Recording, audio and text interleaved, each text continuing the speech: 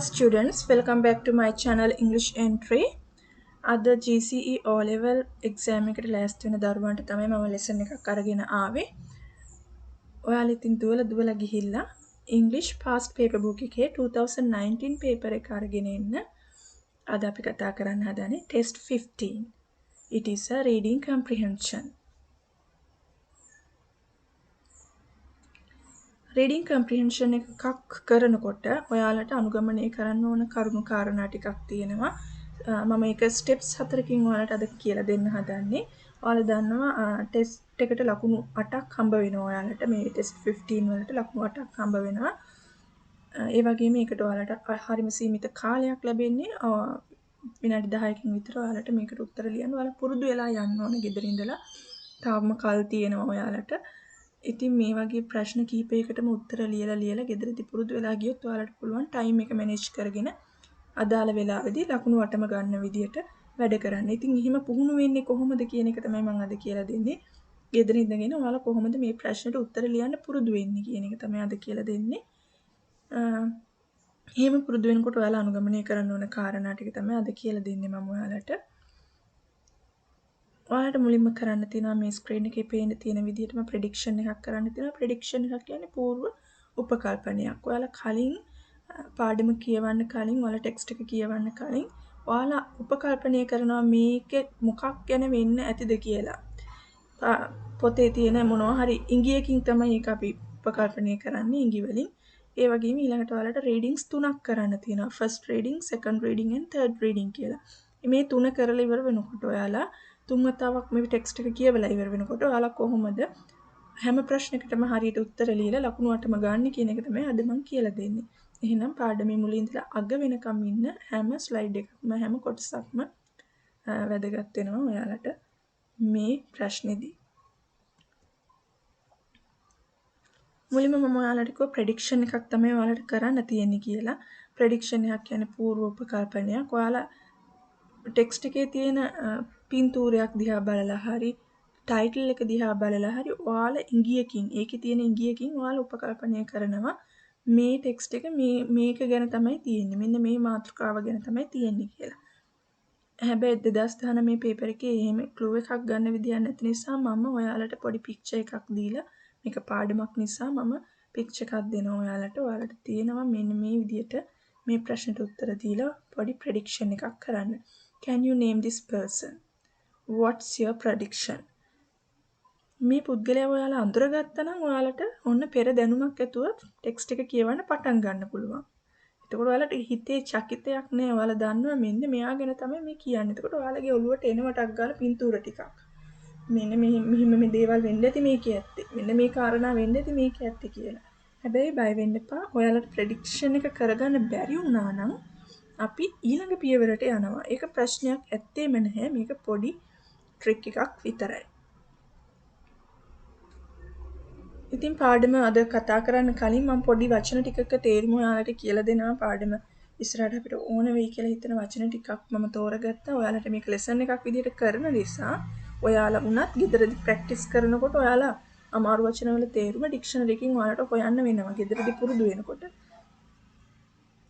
ඒ වගේ මම අද මේ වගේ වචන ටිකක් ඔයාලට කියලා දෙනවා. Irresponsible, it is an adjective that means not showing a responsibility. වගකීමක් නොපෙන්වීම කියන එක තමයි irresponsible කියලා කියන්නේ. මේ IR කියන prefix එක එකතු වෙලා responsible කියන word root එකට IR කියන prefix එක එකතු වුණාට පස්සේ මේක negative වුණා. නැත්නම් අනර්ථයක් ලැබුණානේ. එහෙනම් irresponsible මේකට මම similar word එකක් කියන්නම්. careless. ඊළඟට අපිට තවත් වචනයක් තියෙනවා. migrate. migrate කියන්නේ සංක්‍රමණය කරනවා කියන එකනේ. moving from one part to another. There is another similar word for this, resettle. There is another word, backbreaking. Backbreaking also an adjective. It means very hard and tiring. ගොඩක් මහන්සියෙන් කියන එක තමයි මෙතන අදහස් වෙන්නේ. හරි. මම ඔයාලට කිව්වා ඔන්න අපේ පළවෙනි ස්ටෙප් එකට අපි ගියානේ. අපි ප්‍රෙඩික්ෂන් එකක් කරා. අපි උපකල්පනයක් කරා ටෙක්ස්ට් එක මොකක් ගැන වෙන්නේ නැතිද කියලා. අපි ඊළඟ පියවරට යනවා. ඊළඟ පියවර තමයි ඔයාලා පළවෙනි වතාවට ටෙක්ස්ට් එක කියවන්නයි හදන්නේ. පළවෙනි වතාවට ටෙක්ස්ට් එක කියවනකොට ඔයාලා කරන්න ඕන දේ තමයි ඔයාලා ප්‍රශ්නවලට යනවා. ප්‍රශ්නවලට ගිහිල්ලා ප්‍රශ්න ටික කියවනවා. හරිද? ප්‍රශ්න ටික මුල ඉඳලා අගට කියවලා ඉවර වෙලා ඔයාලා එතන තීරණයක් ගන්න ඕන මම මොන ප්‍රශ්නවලටද පළවෙනි පාර කියවනකොට උත්තර හොයන්න උත්සාහ කරන්නේ. එතන තියෙන හැම ප්‍රශ්නයකටම අපිට උත්තර හොයන්න බෑ පළවෙනි පාර කියවනකොට. පළවෙනි පාර කියවනකොට තමයි අපි මේකේ මොකද තියෙන්නේ කියලා අඩුම තරමේ පොඩි හරි අයිඩියා එකක් ගන්න පළවෙනි පාර රීඩින් එකේදී. ඒකෙදී අපිට ඔක්කොම ප්‍රශ්න වලට උත්තර හොයන්න බෑ. හැබැයි එහෙනම් අපිට තෝරගන්න පුළුවන් මොන ප්‍රශ්න වලටද මම පළවෙනි පාර රීඩින් එකේදී අවධානය යොමු කරන්න කියන එක. එහෙනම් මෙන්න මේ ප්‍රශ්න 4 ඔයාලට ස්ක්‍රීන් එකේ පේන තියෙන ප්‍රශ්න 4 ඔයාලගේ ටෙක්ස්ට් එකේ තියෙනවා නම් අහලා ප්‍රශ්න වල විදියට අහලා තියෙනවා නම් ඔයාලට පුළුවන් මේ ප්‍රශ්න වලට උත්තර හොයන්න පළවෙනි රීඩින් එකේදී. හැබැයි 2019 ක්වෙස්චන් එකේදී මට මතක විදිහට මෙහිම ප්‍රශ්න තිබුණේ නැහැ. ඒක නිසා මම ඔයාලට වෙනම ප්‍රශ්න ටිකක් හැදුවා. මේක ලෙසන් එකක්, මේක පාඩමක් නිසා වෙනම ප්‍රශ්න ටිකක් හදලා මම මේ විදිහට උත්තර හොයන විදිහ කියලා දෙනවා. මොකද ඔයාලට වෙන පේපර් එකක මේ වගේ ප්‍රශ්න තියෙන්න පුළුවන්. එහෙම වුණත් මේ ප්‍රශ්න තමයි ඔයාලා අවධානය යොමු කරන්න පළවෙනි රීඩින් එකේදී. මේ ප්‍රශ්න විතරක් නෙවෙයි true false දාන ප්‍රශ්න තියෙනවනේ. සත්‍ය සත්‍යතාවය ප්‍රකාශ කරන අපිට හරි වැරදි දාන්න තියෙන ප්‍රශ්න තියෙනවා සමහර ප්‍රශ්නවල. අපේ දැන් 2019 පේපර් එකේ ඒක තියෙනවා. එහෙනම් when who where what කියන ප්‍රශ්න වලට හරි TF ප්‍රශ්න වලට හරි ඔයාලට පළවෙනි රීඩින් එකේදී අවධානය යොමු කරන්න පුළුවන්. when කවදාද කීයටද කියන අදහසනේ when වලින් අදහස් වෙන්නේ. who කියන්නේ කවුද කියන එක. where කියන්නේ කොහේද. what කියන්නේ මොකක්ද කියන එක. හරි අපි බලමු කොහොමද මොනවද මම අහලා තියෙන ප්‍රශ්න කියලා බලමු. when was Peter born? කවදද පීටර් ඉපදුනේ? who is Peter's father? පීටර්ගේ තාත්තා කවුද?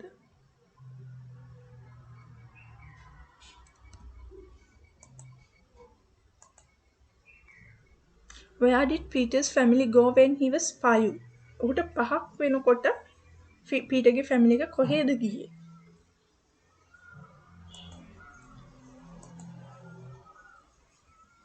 what was happening in 1812 when Peter comes to this world?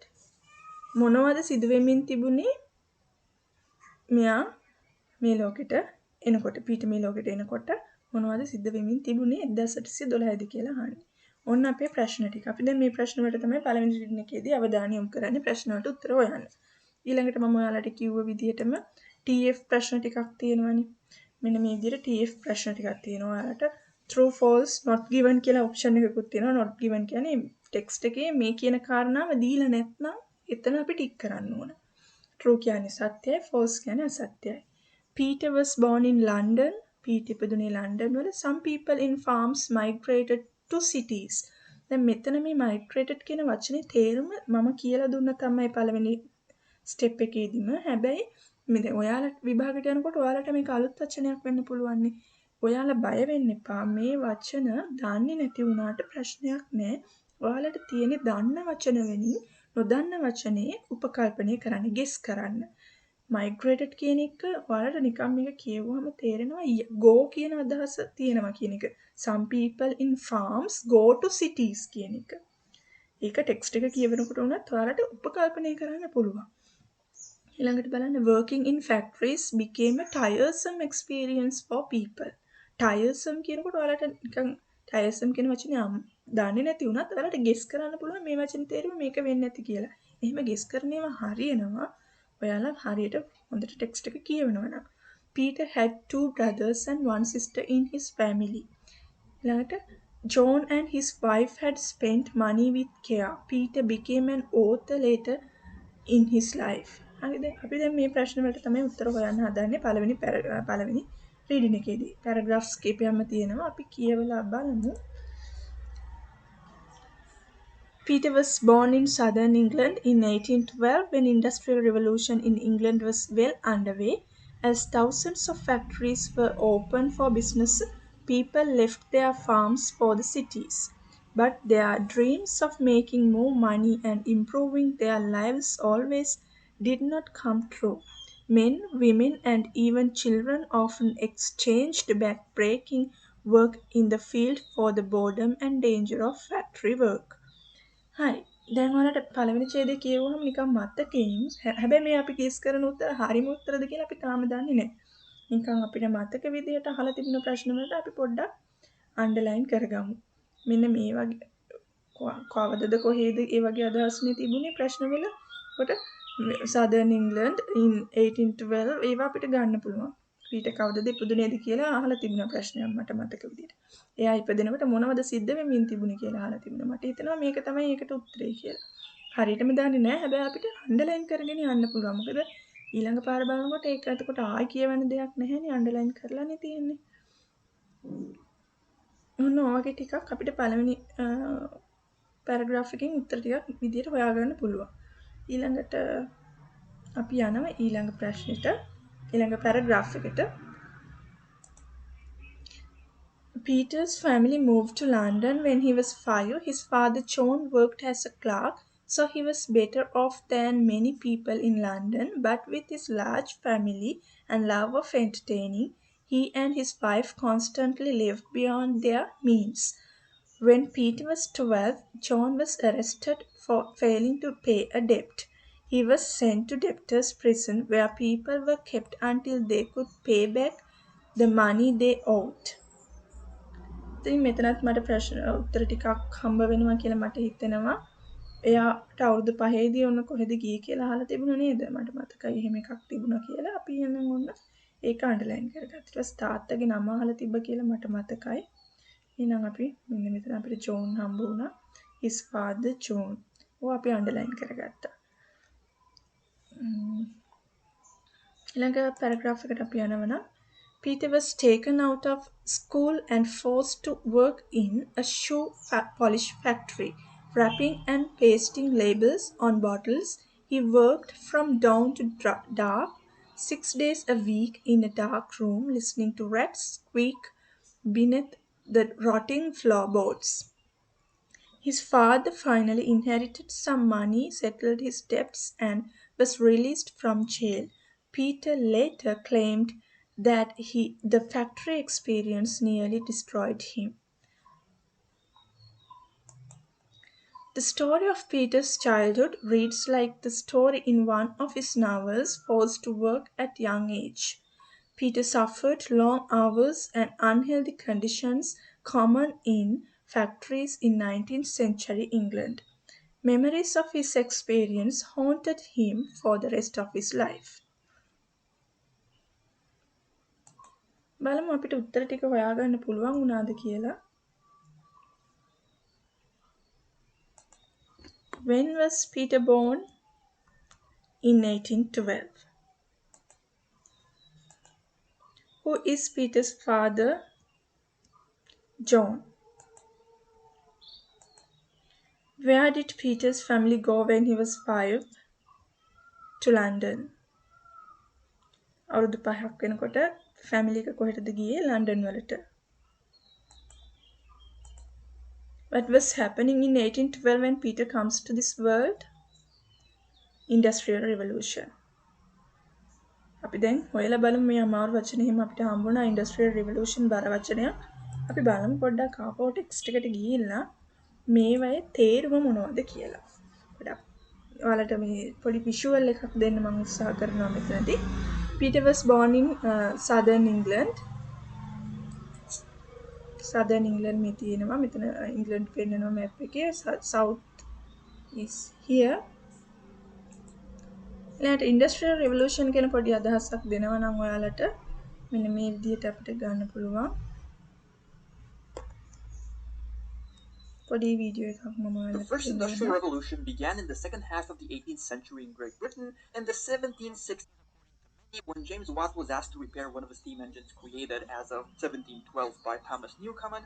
Watt ended up also making significant improvements with steam bringing about 1. Mechanization, especially in the textile industry. 2. Improved means of transportation, specifically steamships and steam locomotives. 1903, urbanization, with many moving from rural to urban regions to work in these industries matured. In the middle of the 19th century, the pace of innovation slowed down. However, at the end of the 19th century, the Second Industrial Revolution emerged, one that would last until the beginning of World War I in 1914. හරි. Industrial රිවලූෂන් එක ගැන මම පොඩි අදහසක් දෙනවා නම් ඔයාලට මතකයි වීඩියෝ එකේ කියපු විදිහට කාර්මික විප්ලවය තමයි මේ ඉන්ඩස්ට්‍රියල් රිවලූෂන් කියලා කියන්නේ 1812 මේ සෙන්චරි එකේදී 19 වන සෙන්චරි එකේදී ආරම්භ වෙන්නේ.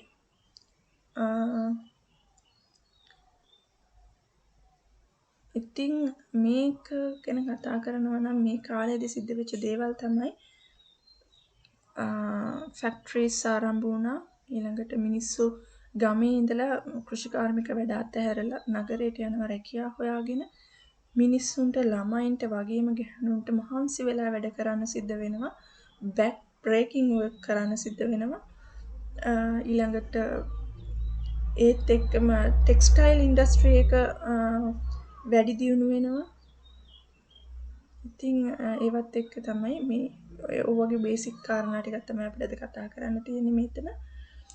ඉතින් ඉංග්ලන්ඩ් වල මෙන්න මේ වගේ thousands of factories open වෙලා තියෙනවා කියනවා. මිනිස්සු නගරයට ගියා කියලා කියනවා මෙතන. People left their farms for the cities. ළඟට මිනිස්සුන්ට මහන්සියලා වැඩ කරන්න වුණා. men, women and even children ළමයින්ටත් මහන්සියලා වැඩ කරන්න සිද්ධ වුණා. කාර්මාන්තවල. ඊළඟට අපි ගත්තොත් ආපහු ලන්ඩන් ගැන කතා කරනවා නම් ලන්ඩන් තියෙන මෙන්න මේ හැරි ඉංග්ලන්ඩ් වල. ඊළඟට මේ තමයි පීටර්ගේ තාත්තා ජෝන් ඩිකන්ස්. ඔයාලට දැන් මේ වෙනකොට තාත්තගේ නම කියපු ගමන් මේ කවුද පීටර් කියන්නේ කියලා පොඩි අදහසක් යනවා ඇති. ඉතින් මේගොල්ලන්ට ලොකු ෆැමිලි එකක් තිබුණා with his large family. හරි. දැන් ඔයාලා his large family කිව්වම ඔයාලට එතනින් ගෙස් කරගන්න පුළුවන් මෙතන මොකක්ද මේ කතා කරන්නේ කියන ටික. හරි. තාත්තා වැඩ කරා worked as a clerk. හරි. ඒව ඔයාලට සාමාන්‍යයෙන් දාන්න දේවල් ඔයාලා. දන්න දේවල් වලින් නොදන්න වචන වල තේරුම උපකල්පනය කරගන්න පුළුවන්. ඊට පස්සේ his wife constantly lived beyond their means. අනේ දෙන සතුටින් නෙවෙයි ගත කරේ ලොකු ෆැමිලි එකක්. when Peter was 12 මොකද්ද සිද්ධ වුනේ? arrest කරා තාත්තව මොනාටද එයාලට ණයක් ගෙවා ගන්න බැරුව. ඊට පස්සේ මෙන්න මේ ප්‍රිසන් එකට මේ හිරගෙදරට යවනවා. debtors prison කියලා ඒ කාලේ තිබුණා ප්‍රිසන් එකක්. ඒකෙදි වෙන්නේ ණය ගෙවා ගන්න බැරි අයව සිර කරලා තියෙන එක. ඊට පස්සේ අපි ඊළඟ එකට යනවා නම් පීටර්ට සිද්ධ වෙනවා අවසානයේදී තාත්තා හිරට ගියාට පස්සේ ඉස්කෝලේ අතහැරලා වැඩ කරන්න යන්න වෙනවා ෆැක්ටරි එක. a shoe polish factory. අපි බලමු මෙන්න මේ පීටර් පොඩි කාලේ වැඩ කරපු දර්ශනය.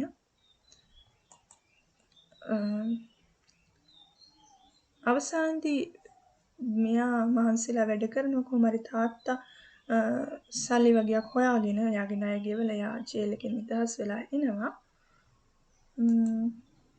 අවසානයේදී පීටර්ගේ චයිල්ඩ්හුඩ් එක කොච්චර අප්‍රසන්න හරිම බර එකක් වුණත් එයා අවසානයේදී ඕත කෙනෙක් වෙනවා. එයාගේ novels වල එයාගේ ළමා කාලේ ගැන එයා සඳහන් කරනවා. ඕත කියන්නේ writer කියන එක. The story of Peter's childhood reads like the story in one of his novels forced to work at young age. ඉතින් අපි බලමු මේ කවුද කියලා මේ පීටර් කියලා කියන්නේ. අපි ඔයාලට මතකයි නම් මම මුලින්ම පෙන්නුවා පික්චර් එකක්. This is Charles Dickens. මෙයා ලියපු ඩේවිඩ් කොපර්ෆීල්ඩ් කියන නවල් එකේ එයාගේ ළමා කාලයේ මෙන්න මේ තියෙන අමිහිරි අත්දැකීම් ගැන කතා කරනවා. දැන් ඔයාලට මේ ටෙක්ස්ට් එක ගැන පොඩි අවබෝධයක් තියෙනවා කියලා මම හිතනවා. මම මේක පාඩමක් නිසා ඔයාලට පොඩි පික්චර් එකක් දුන්නේ ඔළුවට පළවෙනි රීඩින් එකේදී. අපි බලමු TF ප්‍රශ්න වලට අපිට උත්තර ලියා ගන්න පුළුවන්ද කියලා මේ වෙනකොට. Peter was born in London. අපිට ඒවට දැන් හරි වැරදි දාගෙන යමු අපි. Peter was born in London. True or false? ඉපදුනේ ලන්ඩන් වල නෙවෙයි එයා. එයා සදර්න් ඉංග්ලන්ඩ් වල තමයි ඉපදෙන්නේ. පස්සේ තමයි ලන්ඩන් වලට යන්නේ. මතකයි නේද? Some people in farms migrated to cities. Farms වල හිටපු කට්ටිය සංක්‍රමණය කරා නගරයට. It is true. Working in factories became a tiresome experience for people. මිනිස්සුන්ට ෆැක්ටරි වල වැඩ කරන එක ගොඩාක් මහන්සි වැඩක් වුණා. අත්දැකීමක් වුණා. True. Peter had 2 brothers and 1 sister in his family. ඒක නම් සඳහන් වෙලා තිබුණේ නැහැ. John and his wife had spent money with care. පරිස්සමට සල්ලි පාවිච්චි කරා කියලා කියනවා ජෝන් සහ එයාගේ බිරිඳ. ඒක නම් වෙන්න බෑ. එහෙනම් ඉතින් එයාලා පරිස්සමට සල්ලි පරිස්සමට වැඩ කරා නම් පීටර්ට ෂූ ෆැක්ටරි එක වැඩ කරන්න වෙන්නේ නෑ. අර විදියට දුක් විඳින්න වෙන්නේ නැහැ. එහෙනම් අපිට මේතනට තමයි මේක ටික් කරන්න වෙන්නේ. Peter became an author later in his life. අවසානයේදී පීටර් author කෙනෙක් වෙනවා. හරි. අපිට දැන් මේ ප්‍රශ්න ටිකට මෙහෙම උත්තර හොයාගන්න පුළුවන් වුණාට අපිට තවත් ප්‍රශ්න තියෙනවනේ උත්තර ලියන්න. එහෙනම් දෙවෙනි රීඩින් එකට අපිට යන්න වෙනවා. දෙවෙනි රීඩින් එක කරන්න නම් අපි පොඩි වැඩක් කරන්න ඕන. ඒකට මම ඔයාලට කියලා දෙන්නම් මෙන්න මෙහෙම. දැන් ඔයාලා කියවන ස්ටෝරි එකක්නේ. ඔයාලට මේ පැසේජ් එකකින් සමහර විට ස්ටෝරි එකක් එන්නත් පුළුවන්. ඔයාලා බලන්න පහුගිය අවුරුදු ප්‍රශ්නවල පැසේජ් එකේ ස්ටෝරිස් ගොඩක් ඇවිල්ලා තියෙනවා. මේ 15 වෙනි ප්‍රශ්නෙට ස්ටෝරිස් තමයි ගොඩක් ඇවිල්ලා තියෙන්නේ. හැබැයි ඊට අමතරව වෙනත් විදිහේ පැසේජස් නුත් එනවා. ඒවත් අපි උත්තර ලියන විදිහ කියලා දෙනවා. අද කියලා දෙන්නේ ස්ටෝරි එකකට උත්තර ලියන විදියනේ. එතකොට ස්ටෝරි එකේ තියෙන ප්‍රධාන ලක්ෂණ ටිකක් හැම ස්ටෝරි එකකටම පොදු කොටස් ටිකක් තියෙනවා. ඒ ටික අපිට හඳුනා ගන්න පුළුවන් නම් ස්ටෝරි එක කියවනකොට අපිට ඒ කොටස් ටික හඳුනා ගන්න පුළුවන් නම් අපිට ඕනම ස්ටෝරි එකකට අහලා තියෙන ප්‍රශ්න වලට උත්තර ලියන්න අමාරු වෙන්නේ නැහැ. මොකද ඒක උදව් වෙනවා කතාව තේරුම් ගන්න. මෙන්න මේ කාරණා ටික තමයි අපි දැන් හොයාගන්න ඕන. සෙටින් එක හොයාගන්න ඕනේ. සෙටින් එක කියලා කියන්නේ කවදද කොහේදද මේ කතාවේ සිදුවීම් සිද්ධ වෙන්නේ.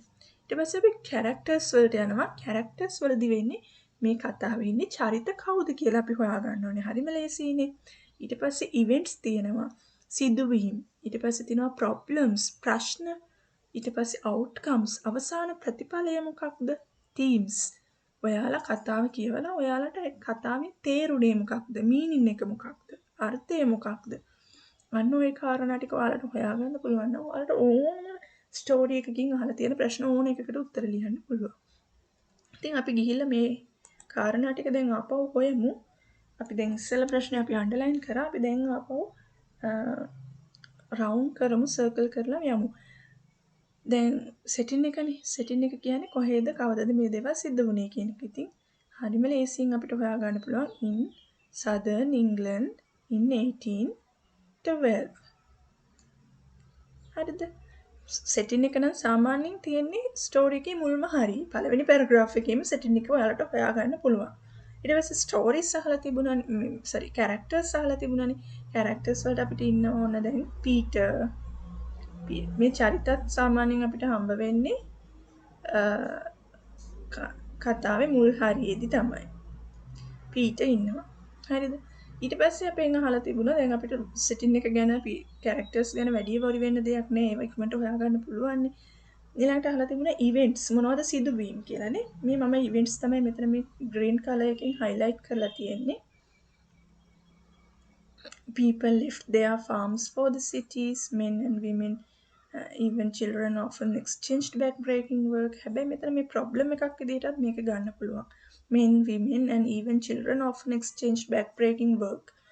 මිනිස්සුන්ට ළමයින්ට සහ ගැහැණු අයට හැමෝටම මහන්සිලා වැඩ කරන්න වෙච්ච එක මේ ඉන්ඩස්ට්‍රියල් රිවොලූෂන් එක නිසා ඇතිවෙච්ච යම්කිසි ප්‍රශ්නයක්. ඊළඟට අපි යමු. ඊළඟ එකේ අපිට එනවා පීටර්ගේ අනිත් තවත් චරිතයක් මේ කතාන්දරේ. his father John ඉන්නවා. ඊට පස්සේ wife ඉන්නවා ජෝන්ගේ. කියන්නේ පීටර්ගේ mother. හරිනේ. ඊට පස්සේ අපි මේ incidents events මොනවද කියලා කියනවනම් Peter's family moved to London when he was 5. ඔන්න එක ඉන්සිඩන්ට් එකක් විදිහට ගන්න පුළුවන්. ඊට පස්සේ තාත්තව ඇරෙස්ට් කරන එක when Peter was 12 John was arrested for failing to pay a debt. ණයක් ගෙවා ගන්න බැරුව ඇරෙස්ට් කරනවා. ඊට පස්සේ මෙතරම් අපි බලමු මොනවද තියෙන ප්‍රශ්න කියලා. මේගොල්ලෝ අම්මයි තාත්තයි සතුටින් හිටපු නැති එක මේ බ්ලූ කලර් එකෙන් තියෙන්නේ මේ ප්‍රශ්න problems. මේගොල්ලෝ සතුටින් හිටපු නැති එක. ඊට පස්සේ debtors prison එකට යන්න වෙච්ච එක තාත්තට. ඔන්න ඔය කාරණා ටික. ඊළඟට Peter was taken out of his school and forced to work in a shoe polish factory. මෙන්න මේකත් අපිට ප්‍රශ්නයක් විදිහටත් ගන්න පුළුවන්. ඊළඟට මේක ඉන්සිඩන්ට් එකක් විදිහට මම මේ green color එකකින් highlight කරලා තියෙන්නේ.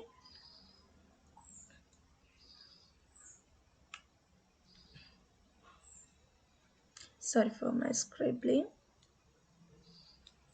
ඊළඟට මෙතන තියෙනවා he worked from dawn to dark 6 days a week. මේක තමයි ප්‍රශ්නයක්. මේක මෙයා මෙච්චර මහන්සිලා වැඩ කරපු එක පොඩි ළමා කාලේදී. ඊට පස්සේ තාත්තා සල්ලි හොයාගෙන ආපහු එනවා. ඒක අපි ඉවෙන්ට් එකක් විදිහට අපිට ගන්න පුළුවන් නේද?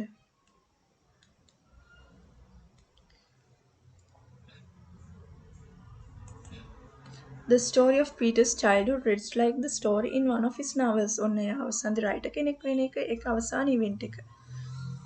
ඉතින් ඔන්න ඔය කාරණා ටික තමයි අපිට highlight කරගන්න තියෙන්නේ. ඉතින් අපි story map එකේ අපි හොයාගත්ත කාරණා ටික ගිහිල්ලා බලමු. හොයාගන්න පුළුවන් වුණාද කියලා අපිට හැම වෙලාවෙම. Where in England? මේ සිදුවීම සිද්ධ වෙන්නේ ඉංග්ලන්ඩ් වල. When in the 19th century. Characters: Peter, father, John, mother. Events: ඔන්න අපි events ටික. People left their farms for the cities. Men and women, even children, often exchanged backbreaking work. ඔන්න ඒ විදිහට මම අපි හොයාගත්ත incidents ටික දාලා තියෙනවා. ඊළඟට problems. ප්‍රශ්න මොනවද? මිනිස්සුන්ට ළමයින්ට ගෑනුන්ට හැමෝටම වැඩ කරන්න ඕන හරියටම මහන්සි වෙලා. Peter's father and mother were not happy. Peter's father was sent to the debtors' prison without being able to pay debt. Peter had to work at a factory. No other ප්‍රශ්න. And outcome එක තමයි අවසානයේදී Peter became an author.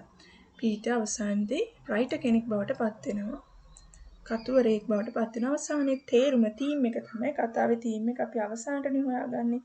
ඒ කියන්නේ Charles Dickens childhood memory තමයි මෙතන කතා කරන්නේ මේ ස්ටෝරි එකේ. එහෙම නැත්නම් Peter's childhood memory. Charles Dickens කියලා වලට හිතන්න අවශ්‍ය නැහැ. Peter කියලා හිතා ගන්න. හරි එහෙනම් දැන් අපිට ටෙස්ට් 2 වලට යන්න පුළුවන්. අපි දන්නවා දැන් මේ වෙනකොට අපිට ටෙස්ට් එක ගැන හොඳ අවබෝධයක් ලැබිලා තියෙනවා. ඉතින් මෙන්න මෙතන අහලා තියෙනවා ප්‍රශ්න ටිකක් ටෙස්ට් 2 වල. Write a word from the first paragraph closest in meaning to each phrase given below. Very hard and tiring. Very hard and tiring means ගොඩාක් මහන්සි වීම කියන එක back breaking. Possibility of harm or injury. ඒ කියන්නේ අනතුරක් වෙන්න තියෙන හැකියාව කියන එක danger. ඊළඟට write the sentence in paragraph 2 in which says that Peter's father had a fairly good life. තාත්තට හොඳ ජීවිතයක් තිබුණා කියන එක කියවෙන වාක්‍ය හොයන්න තියෙන්නේ මොකද්ද? ඉතින් John worked as a clerk, so he was better off than many people in London. හරිනේ.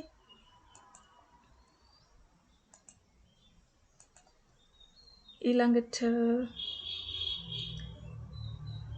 underline the word that best explain the behavior of Peter's parents. දැන් පීටර්ගේ parents ලා ගැන කියවෙන වචනේ හොයන්න කියනවා. wise කියන්නේ බුද්ධිමත්, intelligent කියන්නේ බුද්ධිමත්, thoughtful ඔය එකක්වත් නෙවෙයි උත්තර. irresponsible. irresponsible කියන්නේ not showing responsibility නැත්නම් carelessness කියන්නේ IR කියන prefix එක එකතු වෙලා මම ඔයාලට කියලා දුන්නා. මේකට responsible කියන word root එකට negative බවක් ඇති කරනවා නැත්නම් යන අර්ථයක් එකතු කරලා තියෙනවා. irresponsible is the answer. Underline the most suitable title for the given text. අවසානයේ අපිට මේ ටෙක්ස්ට් එකට දෙන්න පුළුවන් ටයිටල් එක මොකක්ද? ඒක අපිට අපි අර ස්ටෝරි මැප් එකේ අවසානයේදී අපි තීම් එකක් විදිහට ගත්ත එක අපිට දෙන්න පුළුවන් ටයිටල් එක විදිහට Peter's childhood. හරි. That's all about today's lesson. අපි බලමු පොඩ්ඩක් නැවත රීකැප් කරලා මොකද්ද මේ අපි අද පාඩමින් ඉගෙන ගත්ත කියන ටික